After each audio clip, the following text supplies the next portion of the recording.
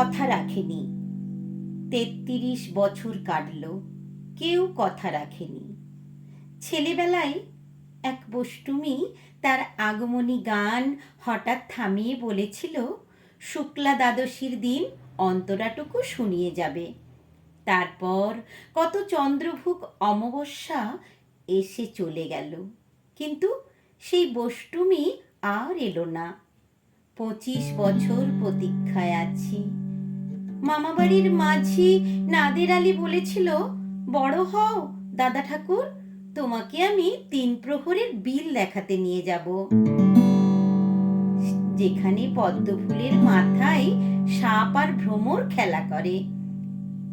নাদের আলী, আমি আর কত বড় হব? আমার মাথা এই ঘরের ছাদ ফুঁড়ে আকাশ স্পর্শ করলে তারপর তুমি আমায় ৩ প্রহরের বিল দেখাবে? একটাও রয়্যাল গুলি কিনতে পারিনি কখনো।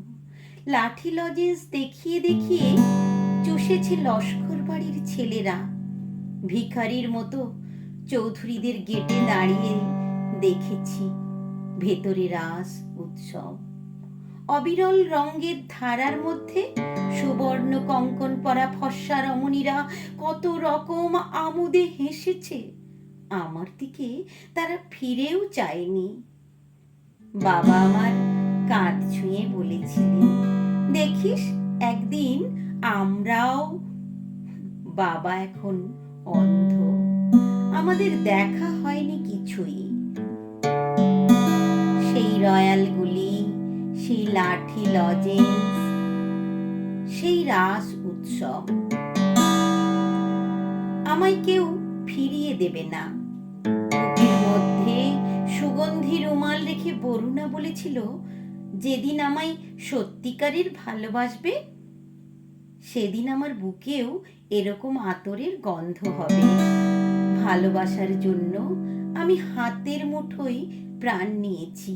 দুরন্ত ষাঁড়ের চোখে বেঁধেছি লাল কাপড়। বিশ্ব সংসার তন্ন তন্ন করে খুঁজে এনেছি ১০৮ নীলপদ্ম। তবু কথা রাখিনি বরুণা। এখন তার বুকে শুধুই মাংসের গন্ধ। এখনো সেজি কোনো নারী, কেউ কথা রাখেনি। ৩৩ বছর কাটল, কেউ কথা রাখেনি।